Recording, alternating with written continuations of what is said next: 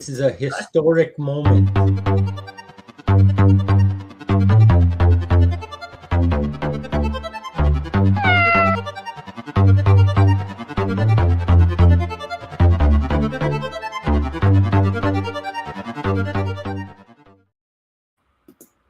Hello, everybody, especially the body. I have Tony with me, and we're going to do the Martin Zender's Romans series today.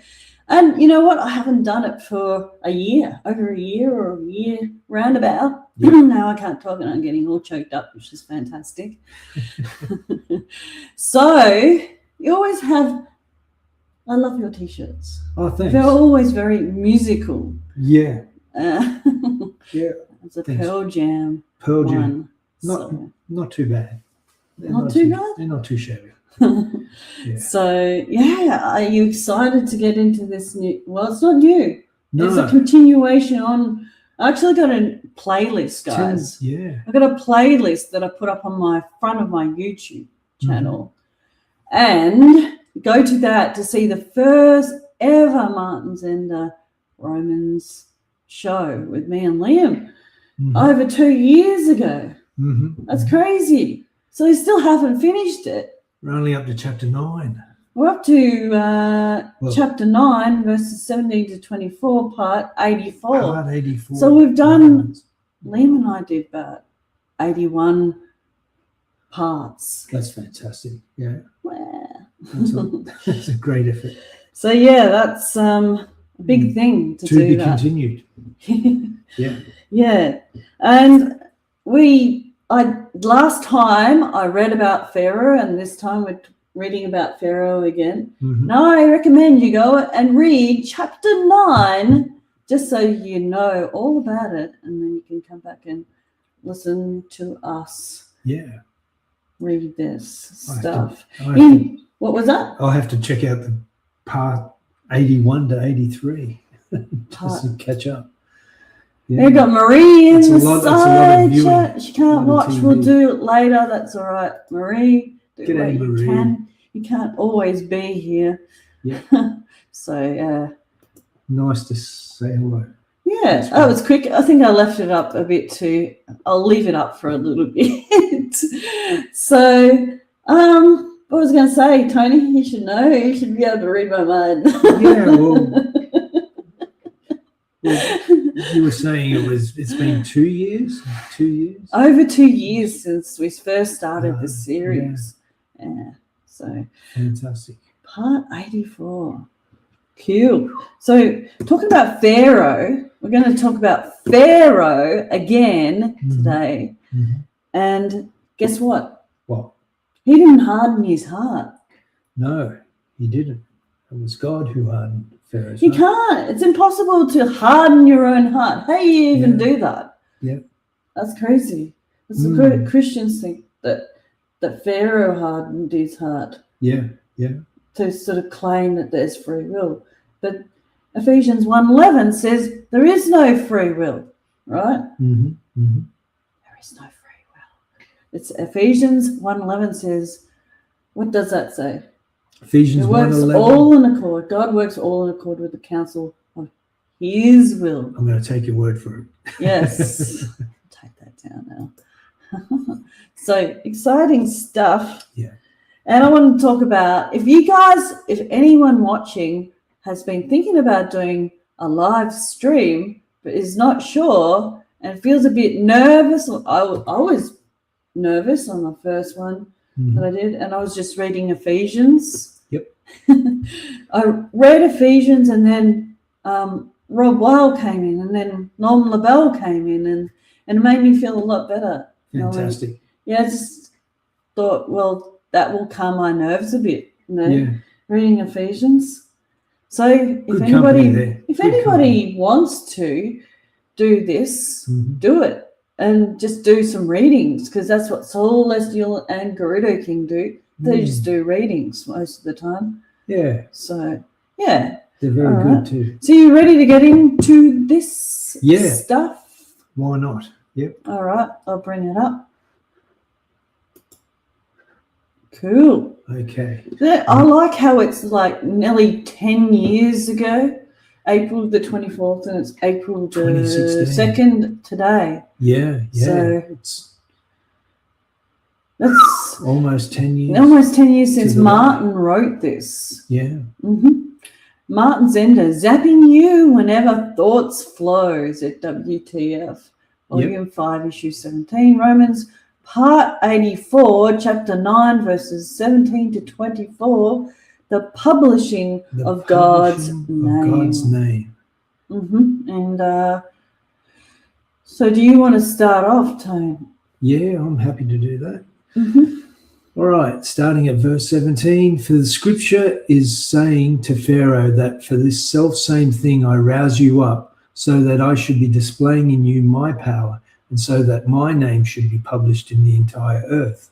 Consequently then, to whom he will, he is merciful, yet whom he will, he is hardening.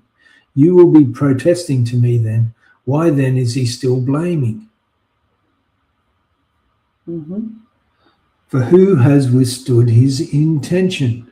O man, who are you, to be sure, who are answering again to God? That which is moulded will not protest to the moulder.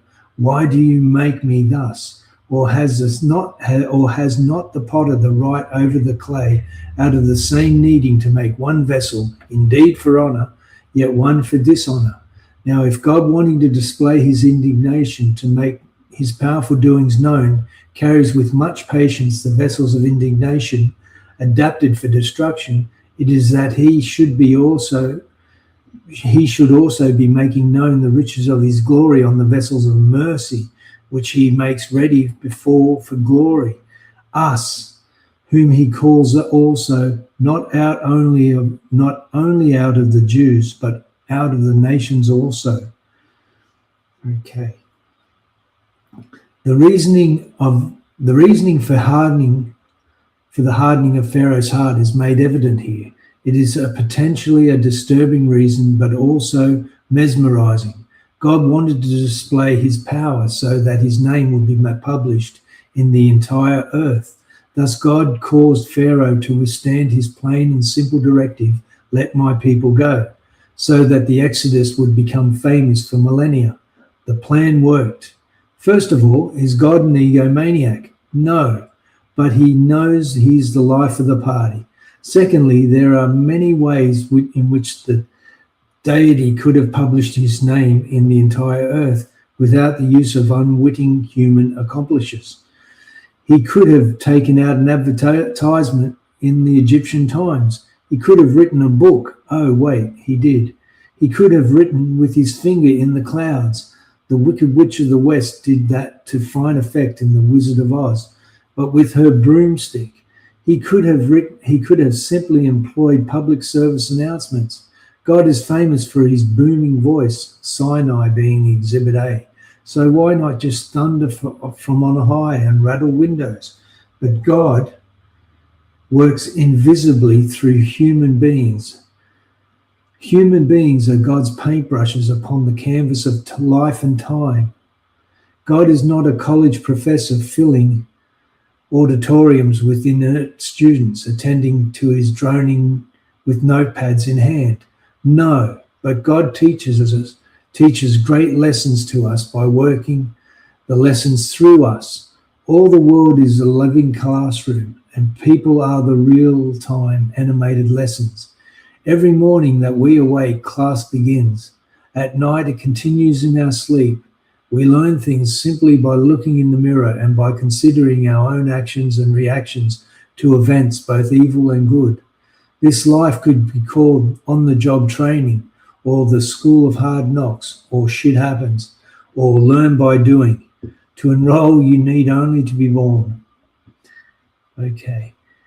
In the case of Pharaoh, God displayed his power in him and through him by hardening his heart against Israel. Everyone learns through this memorable clash of power, including Israel, us, Moses, Pharaoh, the celestial world. Though some of the players in this drama suffer more than others in the short term, in the long term, everyone benefits. To reach that conclusion, one only needs a statement concerning it, and here it is.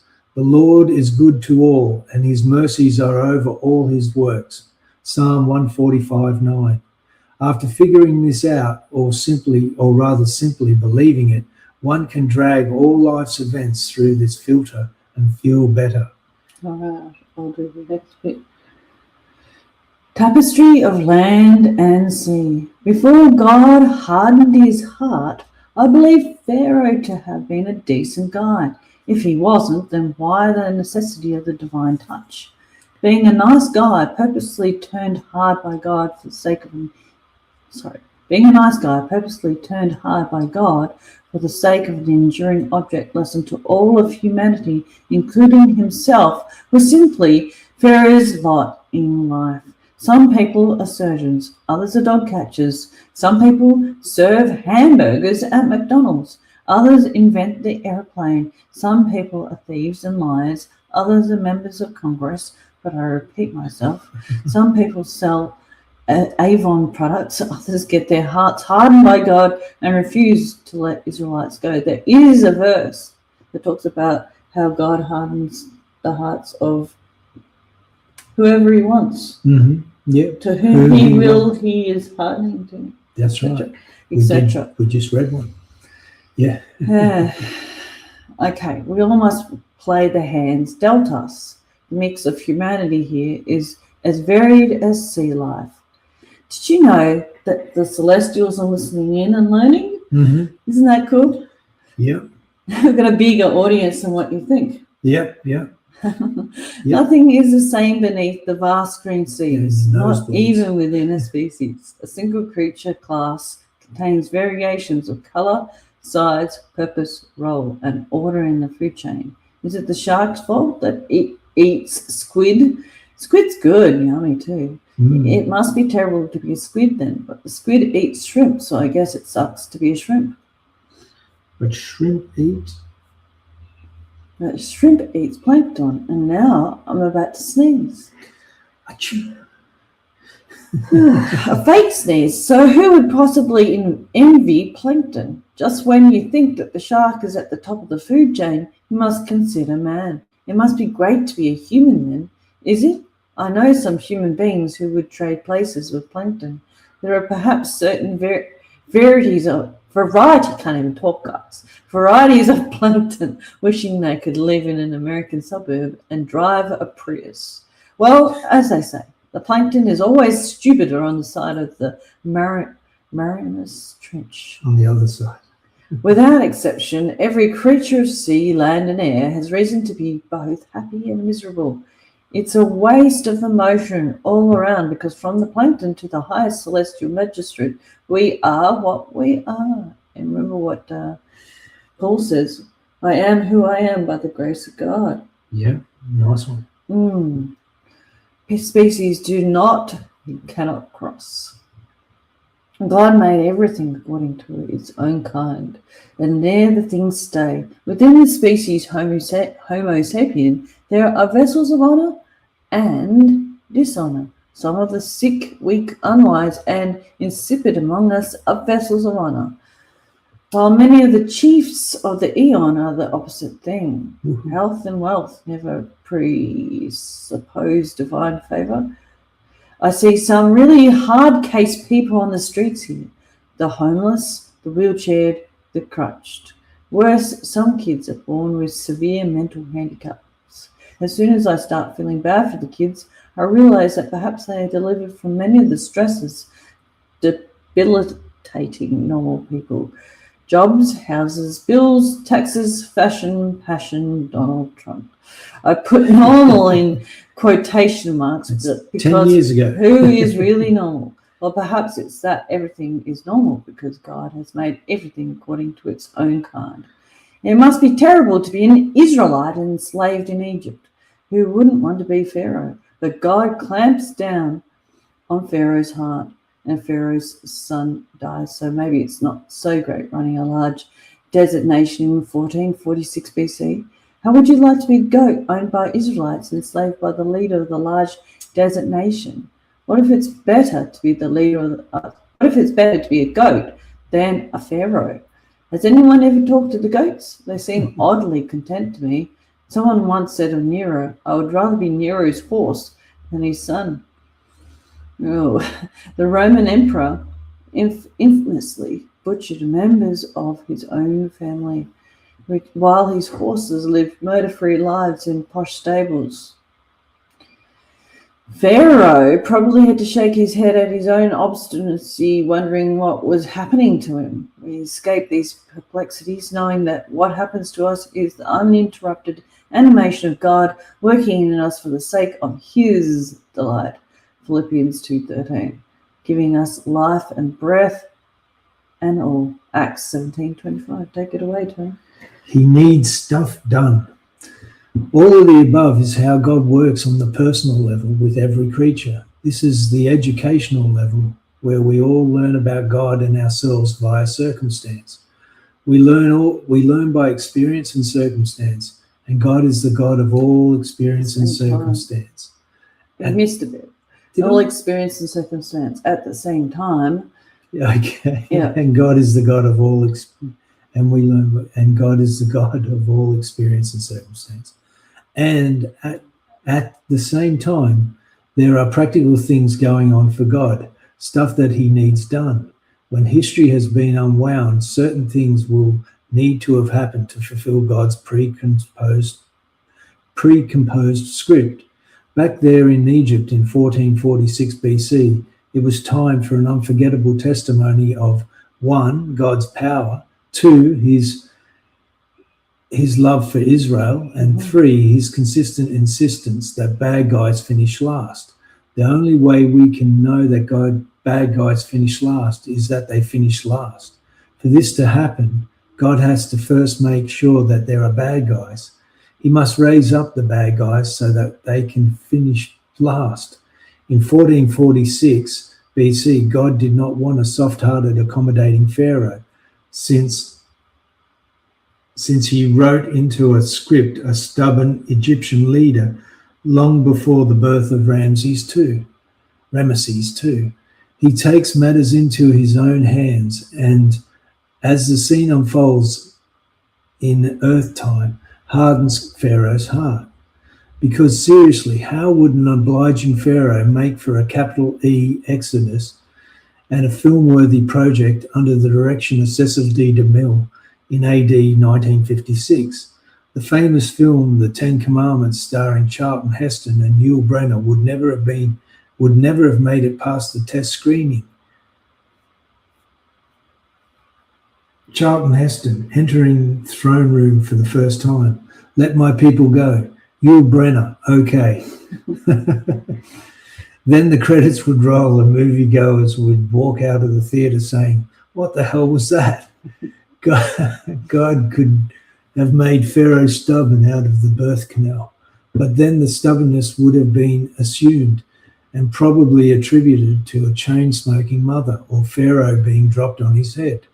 God still would have been the responsible party, but who would have seen it that way? God had to make Pharaoh in such a way that he could dramatically and publicly change him. I'm pretty sure this fits my theory that it's better to offend someone and apologize than never to offend at all. The apology opens a window into the soul of the apologizer. An impossible feat without a crack into the character to begin with. So God made baby Pharaoh into a little pleasant pill. By the time he entered his higher state, he was still a fairly reasonable man. This is my theory, mind you. Moses and Aaron's first miracle plague was to foul the waters with red corpuscles and hemoglobin. But Pharaoh held up well under this horrific circumstance and may have actually coined the phrase, "This is a bloody disaster."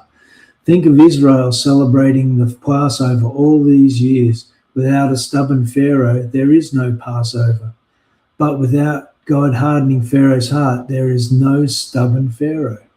After each plague, the man desperately wanted a small E Exodus and would have unlocked the gates of the city himself. The man was not crazy, but the invisible hand of God overshadowed him. after each plague, and he mysteriously hardened his heart. Doubters of God's sovereignty surely wish to chalk it up to human nature, saying, well, after each plague stopped, Pharaoh figured that it would be the last, and this emboldened him. This theory holds up for maybe 2 plagues. After that, I think it becomes apparent that the God of Moses and Aaron can bring out plagues like so many baby wipes from the plastic dispenser. After that, the hardening of Pharaoh's heart cannot be attributed to hedonism. I think it goes to natural human. To natural human bullheadedness, excuse me. Pharaoh's wife, I think, asked him why he was suddenly so inflexible, and he couldn't explain it himself, I don't think. Maybe you're not sleeping well, said Pharisa. Maybe we need to change your pillow. Really, Pharisa? Neither Pharaoh nor his wife could have guessed that the creator of the universe, the God of Moses and Aaron, was pulling the strings of the great king's disposition. God's influence over all people is invisible. This is why most people think that they have unfettered wills and that God has left town. It's out of sight, out of mind principle. And I think that most Christians will be mortified when they eventually discover that they made careers out of underestimating and even belittling the one and only. Okay. Objection, Your Honour. So much for consequently then to whom he will, he is merciful, yet whom he will, he is hardening. Now I hold my nose and move on to, you will be protesting to me then. Why then is he still blaming? For who has withstood his intention? After all I have said about the God of all diversity, power, mercy, it is obscene that anyone could protest. A human being protesting to God about what he makes and how he makes it is like a tulip protesting to the soaking rain and the blazing sun. Careful what you wish for, plant. Do you really want to be left alone? And yet the protest comes because many people believe God to be unfair. How can he be fair if he makes plankton so low and sharks so high? Equal rights and equal opportunity for all creatures, cry insipid Christian marchers, who would turn the rainbow monochrome in the interest of fairness and equality to all wavelengths of visible light. Most people are spiritual socialists in that they want to redistribute God's creation just to even things out. These people assume, of course, that God wants things evened out. They're shocked at the possibility that God could possibly not think like them. They would make the plankton more shark-like and the shark more like plankton, or they would at least create everything neutral so that the nothing matter could then craft itself into whatever it pleased. A gross hybrid called Sharkton would emerge from the spiritual socialists' illicit laboratories, being some indistinct protoplasm that never ate anything while simultaneously refusing contentment at the bottom of the food chain. Loves big long words. If God really did harden Pharaoh's heart, say the Christians, then God has no right blaming Pharaoh for being hard. The simple problem here is that the Christians refuse to believe Romans 9, chapter 9, verse 18. They refuse to take God at his word that he hardens whom he will and leaves everyone else kind and cooperative. They read the truth on the page but then spit it out like old mouth rinse.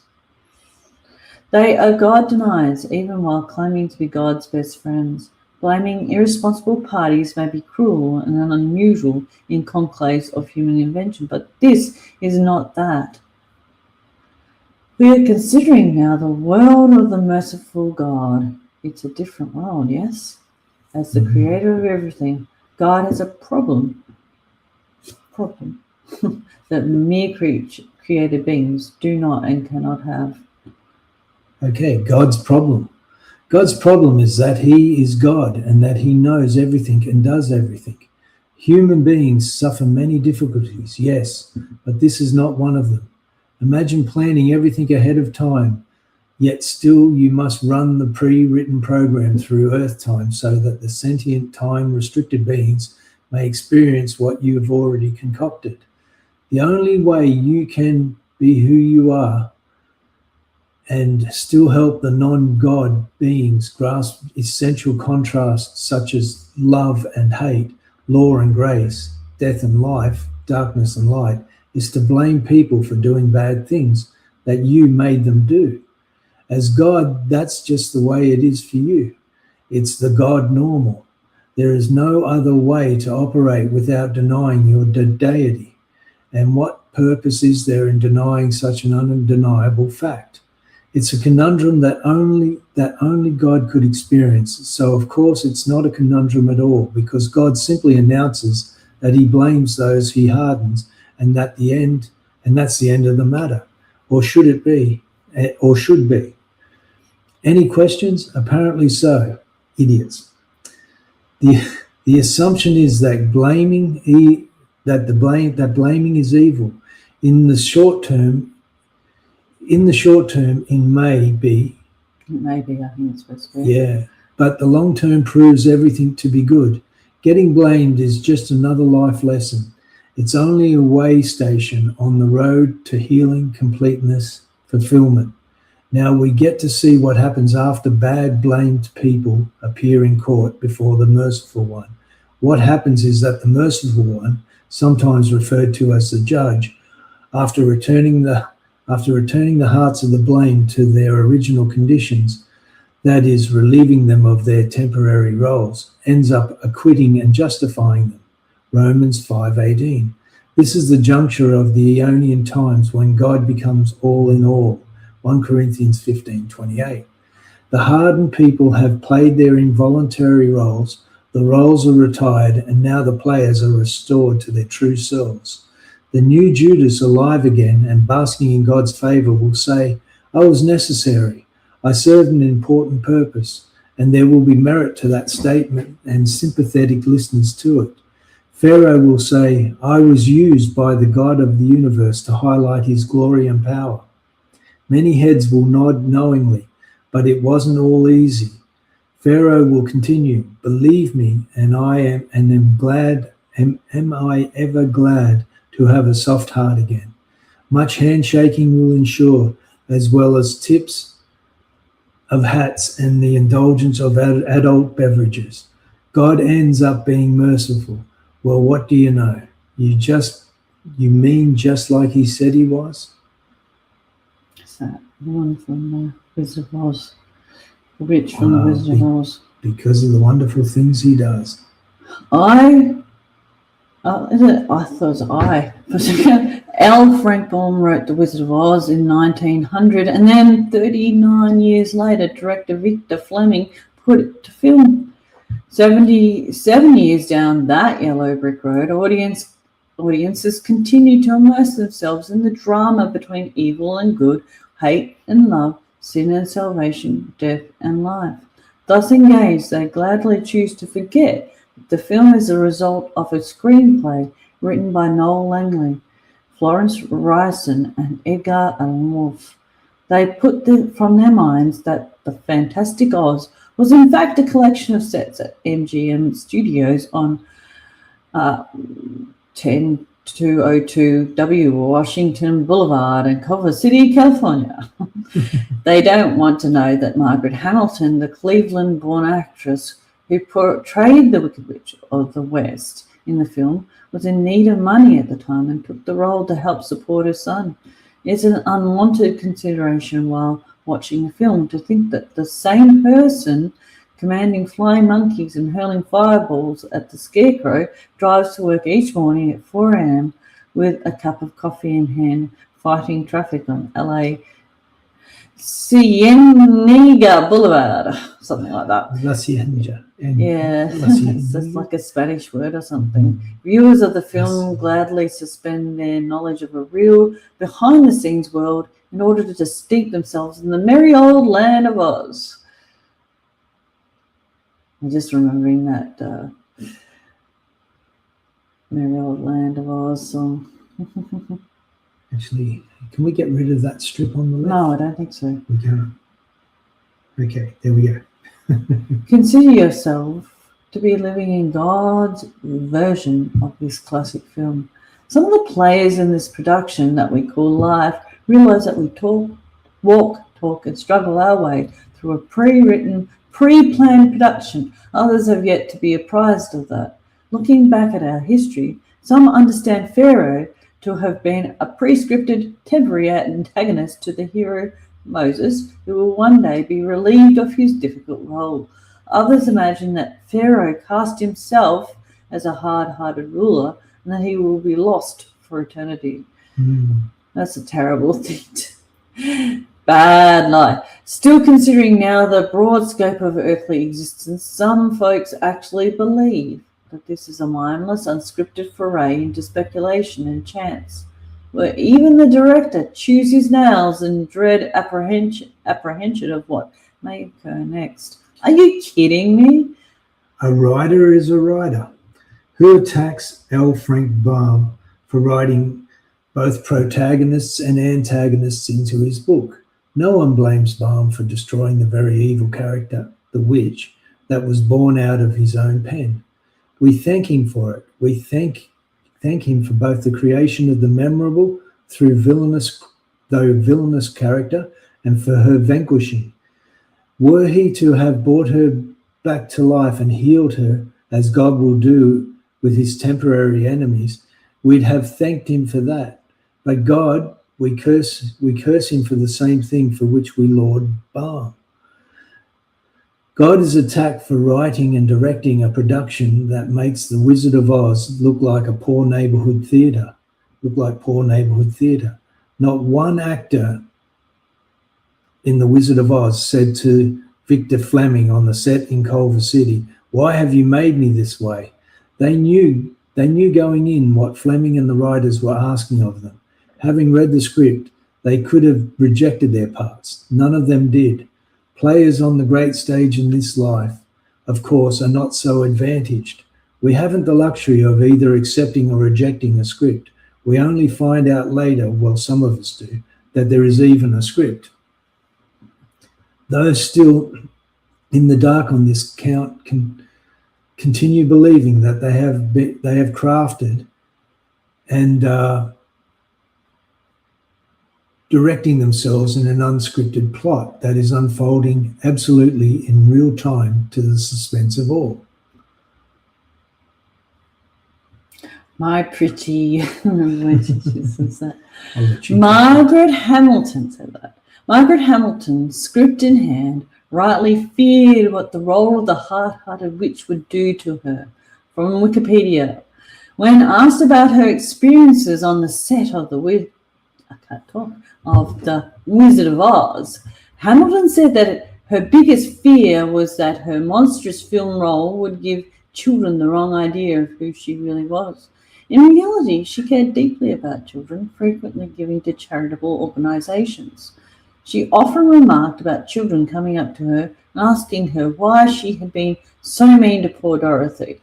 She appeared on an episode of Mr. Rogers' Neighborhood in 1975, where she explained to children that she was only playing a role and showed how putting on a costume transformed her into the witch.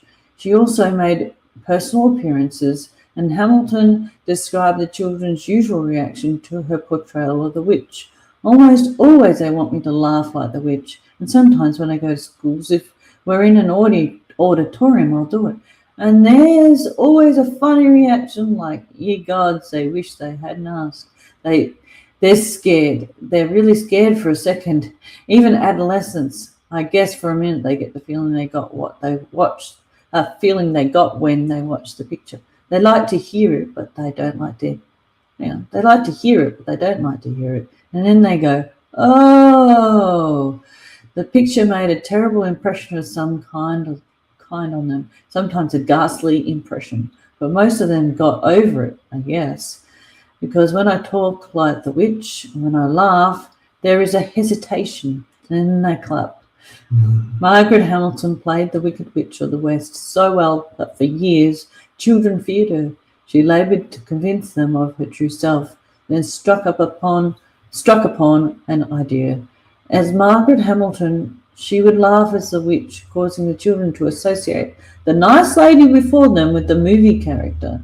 It was initially a strain on the movie-conditioned brains of the children, but they eventually appreciated the difference between temporary evil and permanent good. The role of the witch was temporary. Margaret Hamilton was the permanent good. God's enemies in this life are as real as can be. It is the roles that are temporary. The eventual deliverance of the characters from these roles, however, will be no less real than the roles themselves. Few people ask the ever-important question, what happens when the movie is over? That's Danny Kaye there. Looks like Danny Kaye, but it's not. I think it's the guy from the, yeah, that makes sense. I thought it was Danny Kaye for a second. It looks very similar to him. Yeah. No, it's the guy. It's the one that, yeah, see the classic pictures. Classic movie. Sweet reminiscence. Reminisce. Ray Bolger played the Scarecrow in The Wizard of Oz. Everybody loves the kindly man of straw in search of brains. For the rest of his life, fans of the film flocked to Ray. In his case, the sweet-hearted Scarecrow reflected Ray's real-life disposition. Yet even this was a God-given role, a gift. Unlike Hamilton's experience, children gazed lovingly upon him. G'day, Tim. After the making of The Wizard of Oz, Hamilton and Bolger remained friends for life. I like to imagine them sitting together years later at Ray's house discussing their roles in The Wizard of Oz. Back in the day, they were arch enemies. Now they sat here, the dearest of friends. Now here they sat, the dearest of friends. I like to think of Moses and Pharaoh in the same way, sitting together and reminiscing on a far future occasion. I can almost hear Pharaoh saying, my biggest fear, Moses, was that my monstrous role would give people the wrong idea about who I really was, that they would forget that I was a creature once pure from the hand of God, whose very hand twisted me to suit his chosen role for me. Moses, the Ray Bolger of Exodus, would surely thank God for the gift of never having to battle such an awful stereotype. This knowledge would lend Moses a heartfelt sympathy. Sympathy.